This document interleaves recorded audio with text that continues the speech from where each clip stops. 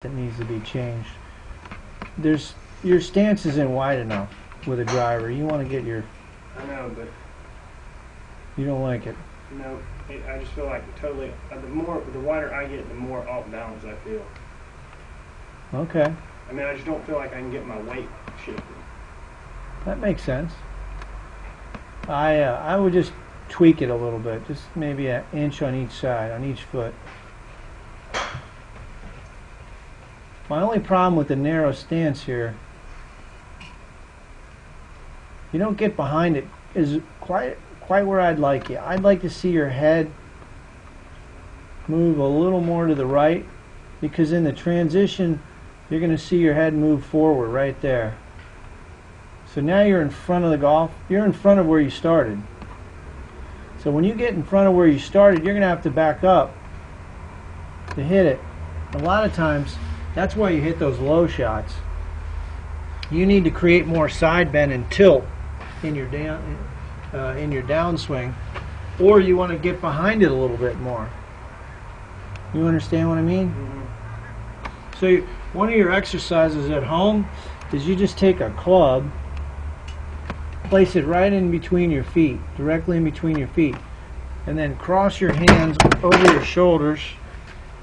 Bring your left shoulder behind that club. Make sure your upper body's just not quite over. You want your left shoulder over your right knee more. Left shoulder over your right knee. Yeah, you want to replace your right shoulder with your left shoulder. So if I said put your left shoulder where your right shoulder was at address at the top, you don't quite make it. So you're over top of the ball too much with a driver. You need to get behind it more. It looks more like this. So her left shoulder is going to replace her right shoulder. She's more over, you know, stack your upper body a little more over your trail leg, and you'll be able to launch the ball a little bit higher. Her hips are way more turned than mine. Well,